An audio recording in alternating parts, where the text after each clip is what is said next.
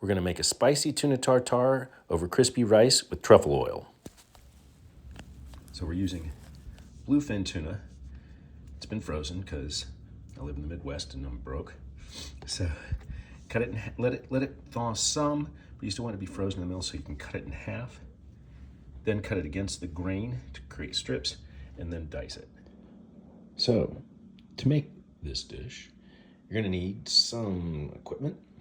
My sister got me a wonderful sushi knife and then the bamboo roller. Only making it for two, so I've only got a tablespoon out, and a zester, because you got to zest a lot of limes. There's a little bit of wasabi powder, the truffle oil, toasted sesame, soy, sriracha, sushi rice, some sugar, mirin, and rice wine vinegar, and oh yeah, for fun while cooking, black pepper, salt, and then got a rice steamer from way back in the day, and it actually does sushi rice pretty well. The recipe calls for the green onions, but I actually like the chives on top. And then there's supposed to be a fresh jalapeno, but I've got one that I've been fermenting for a while, so they're kind of nice with it too.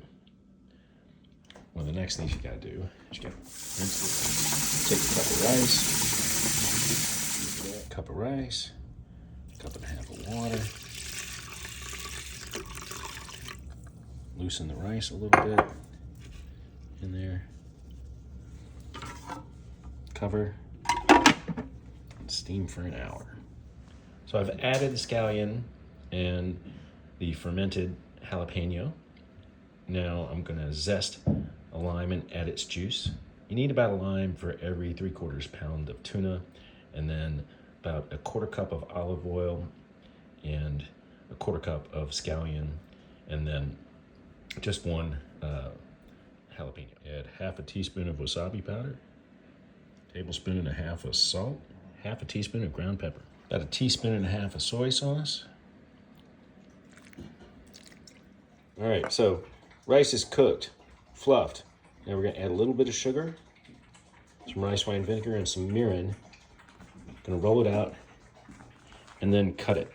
Try and use a cloth that's just a little damp underneath your cutting board so it doesn't slide around. And then we've got a towel and some water to clean the knife. I used to have a wood paddle. I don't know what the hell happened to it, but I have a spatula.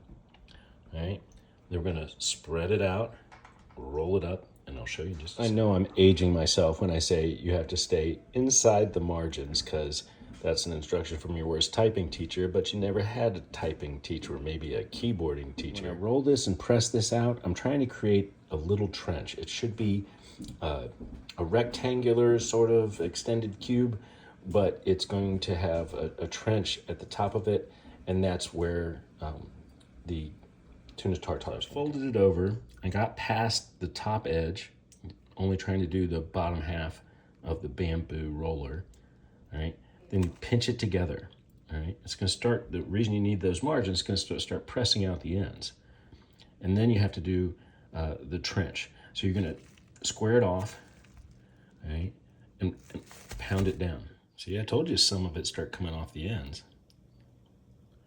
But if you look, there's a nice little trench down the center. So we're gonna cut off those ends, press it into the next batch. So I'm relatively new to the stainless, so this is the time as you're making those rice blocks for the crispy rice that you should be heating up your pan. And I've got the tuna ready to go. And yes, it does not look really pink, right? That's because you saw all the stuff I put in it before, right? That's not pink, right? So once that pan gets to medium temperature, my stove runs a little hot. Once that pan gets to medium, my stove top runs a little hot. You want to put the oil in very generously. You need not quite a 1/4 cup, something a little less. But it should be shimmering when you're going to crisp these sushi blocks. It should be shimmering when you're crisping these rice blocks. Once that pan gets to medium, my stove top runs a little hot. You want to put the oil in very generously. You need not quite a quarter cup, so a little less. But it should be shimmering. See, we've got 3 pretty good pressed rice blocks, all about the same size. We're gonna cut off the ends again to make sure they stay in a nice shape, but then we're gonna start to fry them. I put the sesame seeds in the tuna tartar right towards the end. I don't want them to get soggy while I'm waiting on everything else to go while this is marinating in its spice. That's the sear you're looking for. Make sure you watch them and flip them, even the size. So you notice the trench isn't gonna brown like the rest of it, right? It's okay to press the tartar together a little bit as you spin it on top of the crispy rice. Next, we dress it with a little bit of the truffle oil. This is a white truffle oil. And truffle is really powerful, so don't use too much.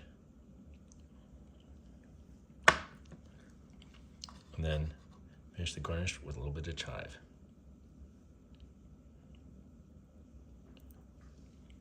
Maybe a little bit more chive. This is my Valentine's dinner for my wife, a day late.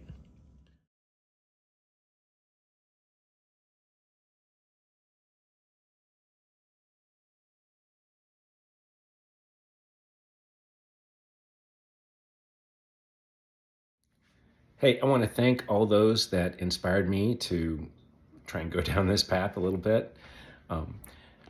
Demetrio, Zavala, Lynn, I hope you're using the camera selfie dongle and stuff better than I did this time. I'm still learning it, but it seems like it's pretty good. Sack Tattooed Food Dude, you rock. And then especially my friend Polly Cohn, and even more so my amazing wife, Amy, for always being there and helping me learn more about what I'm trying to do. Cheers.